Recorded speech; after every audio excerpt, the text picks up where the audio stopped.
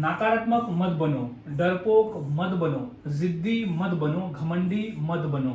So welcome back to my channel guys. और आज की इस क्लास में हम इसी तरह के वाक्य को इंग्लिश में बनाना सीखने वाले हैं, जहां हम कहते हैं कि कोई विशेषता है वो मत बनो, यानी कोई चीज है जो मत बनो या मना कर रहे हैं कि मत बनो। आज हम ऐसे ही वाक्य को इंग्लिश में बनाना सीखने वाले हैं और इतनी आसानी से सिखाऊंगा कि इस तरह के वाक्य को आप सभी के लिए इंग्लिश में बोलना इस क्लास के बाद आसान हो जाएगा। सो क्लास के अंत तक बने रहे और समझ ले एक चीजों को। और हाँ गाइस, मैंने एक कोर्स भी तैयार किया आपके लिए, जिस कोर्स में आपको 300 इंग्लिश सेंटेंस फॉर्मूला मिलने वाले हैं। उस कोर्स में आपको मिल जाएंगे 300 सेंटेंस फॉर्मूला, जिसके आधार पर आप आसानी से ऐसे 300 वाक्य, 300 अलग अलग प्रकार के वाक्य जो सेम टाइप के होते हैं, ऐसे वाक्यों की इंग्लिश आज इस पीडीएफ में मैंने बताया हुआ है। आसानी से आप ऐसे वाक्य को बनाना सीख जाओगे। मात्र 150 रुपीज में आप मुझसे इस नंबर पे कांटेक्ट करके खरीद सकते हो। सो गाइज, अब सीख लेते हैं हम इस तरह के वाक्य को हम इंग्लिश में कैसे बनाते हैं और बोलते हैं। तो सबसे पहले हमें समझ लेना होगा फॉर्मूले को, कि वो कौन सा फॉर्मूला है जिसके आधार पर हम इस तरह के वाक्य को बोलते हैं। तो सबसे पहले हो जाएगा डोंट बी। डोंट बी का ही मतलब होता है कि मत बनो। डोंट बी मत बनो, मना कर रहे हैं मत बनो, डोंट बी। तो यहाँ डोंट बी जो है वो कॉमन रहेगा हर वाक्य में, कॉमन रहेगा डोंट बी हर वाक्य में। तो इसे याद में रख लेना कि डोंट बी का ही मतलब होता है कि मत बनो मत बनो मत बनो।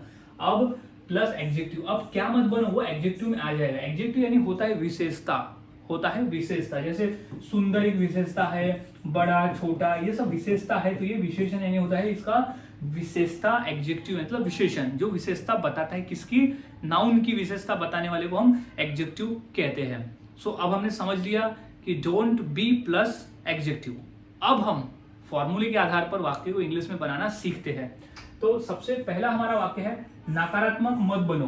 नकारात्मक मत बनो। तो मत बनो को तो सबसे पहले हम लिख देंगे, मत बनो को क्या लिख देंगे, डोंट बी मत बनो। मत बनो क्या मत बनो, नकारात्मक मत बनो। तो एडजेक्टिव में क्या है, नकारात्मक। तो डोंट बी नेगेटिव यानी नकारात्मक मत बनो। सीधा सिंपल है, नकारात्मक मत बनो।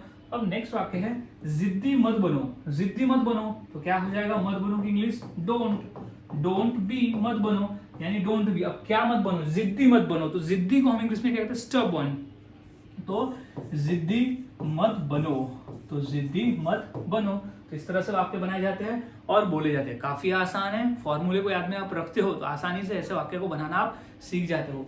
कुछ और वाक्य देख लेते हैं, जैसे जिद्दी मत बनो। जिद्दी मत बनो अभी हो चुका है, जिद्दी मत बनो। तो इसका इंग्लिश में वही हो जाएगा कि डोंट बी स्टबर्न। इसके जगह आप कोई दूसरा भी वाक्य ले सकते हो, डोंट बी स्टबर्न यानी जिद्दी मत बनो। जिद्दी मत बनो, डोंट बी स्टबर्न। ये क्वेश्चन रिपीट हो गया, ये जो वाक्य रिपीट हो गया, लेकिन मत बनो का ही मतलब होता है कि डोंट बी। अब यहाँ हो जाएगा कि घमंडी मत बनो। घमंडी मत बनो। तो मत बनो को सबसे पहले हम लिख देंगे डोंट बी से, डोंट बी यानी मत बनो। अब क्या मत बनो, घमंडी। तो घमंडी को हम इंग्लिश में कहते हैं एरोगेंट। घमंडी को इंग्लिश में कहा जाता है एरोगेंट।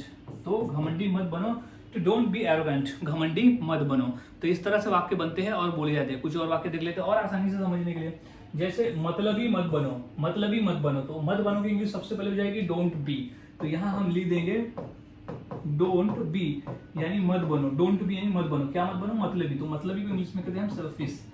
तो मतलबी मत बनो, तो डोंट बी सेल्फिश, मतलबी मत बनो यानी स्वार्थी मत बनो। इस तरह से। अब है पागल मत बनो। पागल मत बनो तो क्या हो जाएगा, डोंट बी। पागल को इंग्लिश में कहते हैं मैड। तो डोंट बी मैड, पागल मत बनो, don't be mad. So guys, इस तरह से हम वाक्य को बनाकर बोल सकते हैं। काफी आसान है, बस हमें फॉर्मूले को याद में रखना होता है। फॉर्मूले अगर आप याद में रखते हो तो आप आसानी से ऐसे वाक्य को इंग्लिश में बनाना सीख जाते हो। तो बस फॉर्मूले को याद में रखना और प्रैक्टिस करते रहना है। तो इसी फॉर्मूले के आधार पर मैं 2 वाक्य देता हूँ, जैसे होशियार मत बनो और चालाक मत बनो। तो ये 2 वाक्य की इंग्लिश क्या होगी मुझे कमेंट करके जरूर बताएं। और वाक्य की प्रैक्टिस करते रहे। आप जितना अधिक प्रैक्टिस करोगे उतना आसान होगा और उतने ही आसानी से आप वाक्य को इंग्लिश में बनाकर बोल सकते हो। तो मिलता हूं ऐसे ही और नए फॉर्मूले के साथ अगली वीडियो में। तब तक के लिए चैनल के साथ बने रहे, वीडियोस को देखते रहे और ये डोंट बी वाले वाक्य की प्रैक्टिस करते रहे। जितना अधिक प्रैक्टिस करोगे उतना आसान होगा और उतनी आसानी से बनाकर इसे बोल सकते हो।